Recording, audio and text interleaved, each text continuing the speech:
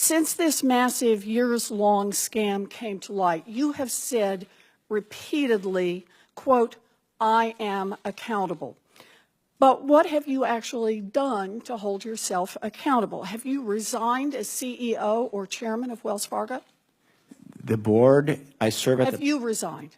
No, I've not. All right. Have you returned one nickel of the millions of dollars that you were paid while this scam was going on? The board will take care of that. Have you returned one nickel of the money you earned while this scam was going on? And the board will do. I will take that as a no then. Have you fired a single senior executive? And by that, I don't mean a regional manager or a branch manager. I'm asking about the people who actually led your community banking division or your compliance division.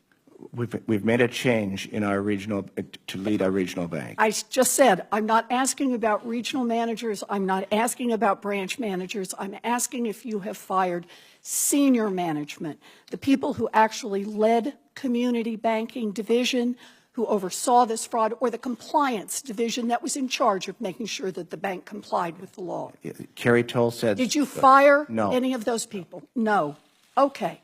So you haven't resigned. You haven't returned a single nickel of your personal earnings. You haven't fired a single senior executive. Instead, evidently, your definition of accountable is to push the blame to your low-level employees who don't have the money for a fancy PR firm to defend themselves.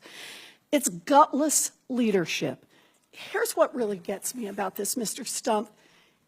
If one of your tellers took a handful of $20 bills out of the cash drawer, they'd probably be looking at criminal charges for theft.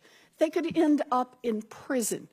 But you squeezed your employees to the breaking point so they would cheat customers and you could drive up the value of your stock and put hundreds of millions of dollars in your own pocket. And when it all blew up, you kept your job, you kept your multi-million-dollar bonuses, and you went on television to blame thousands of $12 an hour employees who were just trying to meet cross-sell quotas that made you rich. This is about accountability. You should resign. You should give back the money that you took while this scam was going on, and you should be criminally investigated by both the Department of Justice and the Securities and Exchange